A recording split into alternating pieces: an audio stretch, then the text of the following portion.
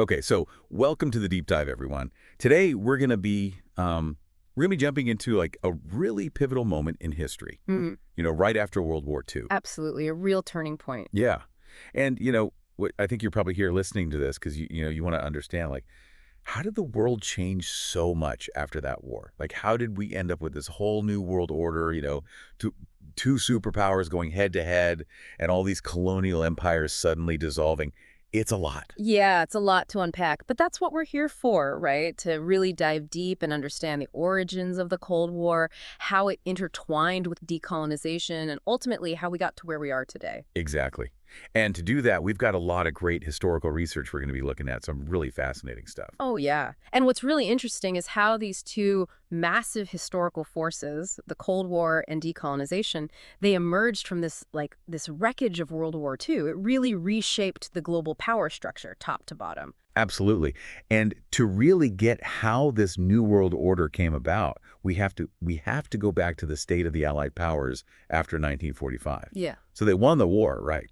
But they were really weakened Oh, yeah.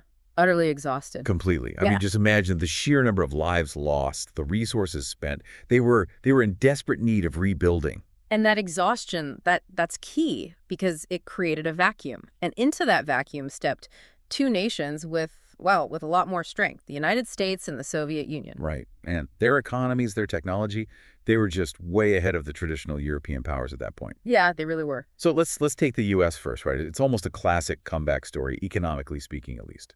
Before the war, they were stuck in the Great Depression. But then World War II comes along, and it's like this massive economic stimulus package. Industries are booming to meet wartime demands. And the key here is that unlike Europe, unlike large parts of Asia, mainland America, the US itself, they didn't suffer the same level of physical destruction.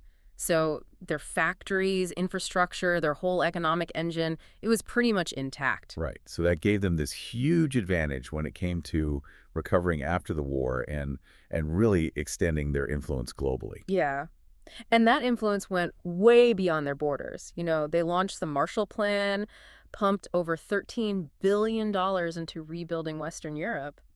That's, that's an unbelievable amount of money, especially back then. Yeah, it's hard to even imagine. And those European countries, they saw massive economic growth because of it. So the U.S. wasn't just recovering, they were actively shaping the economic future of a large part of the world. And that really shifted the global power balance towards them. Oh, absolutely. And, even though the Marshall Plan was about helping Europe recover, it also served a strategic purpose for the U.S. They were creating strong trading partners and, a bulwark against Soviet expansion. But regardless of the reasons behind it, the economic power the U.S. accumulated was undeniable. Okay, so then we have the Soviet Union. Now their story, it's a different story altogether. Since the 1920s, they've been running a state-directed economy. And while that system faced a lot of criticism, and let's be clear, it came at a huge human cost, Right. it did achieve rapid industrialization. Yeah, you have to acknowledge that. There was undeniable suffering under the Soviet system. But they did manage to achieve significant industrial growth in a relatively short period.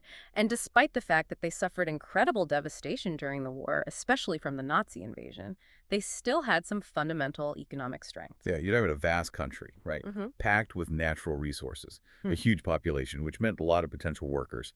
And they get invested heavily in infrastructure before the war. Exactly. So even with all the damage, the potential was there, right beneath the surface. Right. And in that immediate post-war period, their planned economy and all those resources made them a major economic force.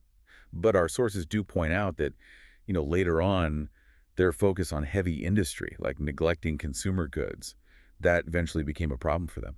Yeah, that would catch up with them later, but right after the war, their economic strength was very real. Okay, so now you've got these two economic giants emerging.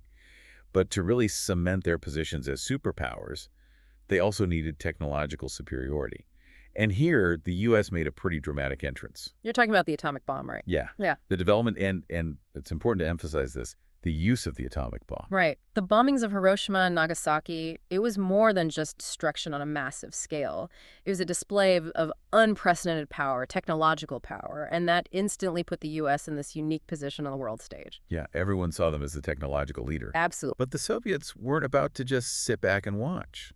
Driven by this rivalry, at least according to some of the sources we looked at, They really ramped up their own nuclear weapons program.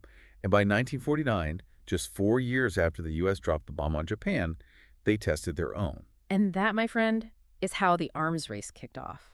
It became like this defining feature of the Cold War, both sides pouring resources into developing more and more powerful, more and more terrifying nuclear Yeah. weapons. It was a scary time. And the idea behind it, it's crazy when you think about it. It Yeah. was mutually assured destruction. Yeah, basically saying, if you destroy us, we'll destroy you. Right. Both sides had the ability to completely obliterate the other. And in a way, I guess that's what kept them from actually going to war directly. But it definitely made for a tense global situation. And it's crucial to keep this in mind, this nuclear standoff, because it becomes this defining characteristic of their superpower status.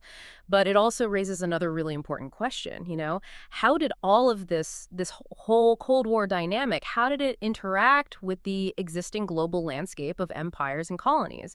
Because while all this was happening, another huge transformation was taking place. Decolonization. Right, exactly. For centuries, for like, I don't know, 400 years or so, European powers had been building these massive colonial empires all over the world. Oh, It yeah. was just the way things were. But things started to change around the beginning of the 20th century, and then the two world wars. Those really accelerated the process of decolonization.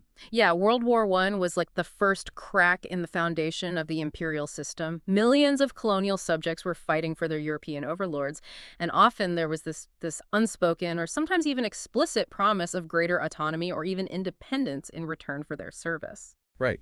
And then you have Woodrow Wilson, the American president, Yeah. talking about self-determination. And that really gave people in the colonies hope, this vision of a future where they were finally free from imperial control. Yeah, it was a powerful idea. But unfortunately, things didn't quite work out that way after the war. I mean, the empires of the countries that lost, they were dismantled, but their colonies, they were just redistributed among the winners. Yeah, it's like they just swapped owners. And that was under this thing called the mandate system. Right, and the mandate system, while some historians argue that it was really just colonialism in disguise, these winning powers, they were supposed to be guiding these territories towards independence under the League of Nations, but, often they were more interested in protecting their own interests. And that's a recipe for resentment, right? Absolutely, it just fueled anti-colonial movements even more. And then World War II happens, and it just throws even more fuel on the fire. You have colonial troops mobilized again, but this time there's no clear path to independence afterwards. So you start to see these anti-imperial movements popping up everywhere, and they're getting more and more organized. And the thing is, by this point, the imperial powers, they're exhausted. They're broke. Their militaries are stretched thin. Yeah, they just don't have the resources or, frankly, the will to keep fighting these independence movements. Exactly. It's a pivotal moment. Holding on to these empires, it just wasn't feasible anymore. And so that's why you see this incredible wave of decolonization after 1945. Colonial empires crumble, and something like 80 new independent countries appear on the map. It completely changed the political landscape of the world. And if you think about it in the context of the Cold War, these newly independent nations, they became another battleground for the U.S. and the USSR.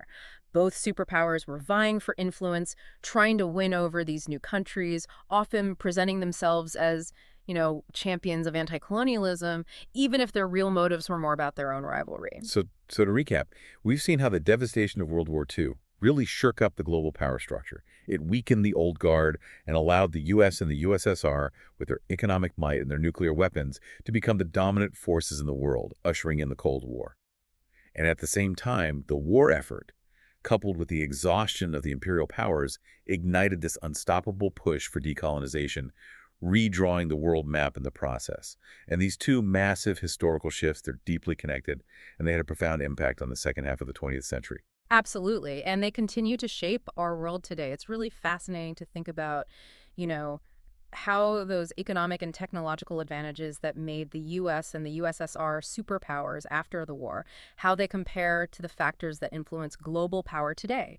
What are the new forms of power emerging in the 21st century? That's something I think is worth reflecting on. Definitely something to think about. Yeah, it's a complex landscape out there, and understanding the past, events like the Cold War and decolonization, it gives us a better lens to view the present and the future through. I completely agree. So for all of you listening, keep exploring, keep asking questions, because history, it's not just a bunch of dates and names, it's a story, and it's a story that's still being written. Well said. And on that note, thanks for joining us on the Deep Dive. We'll see you next time.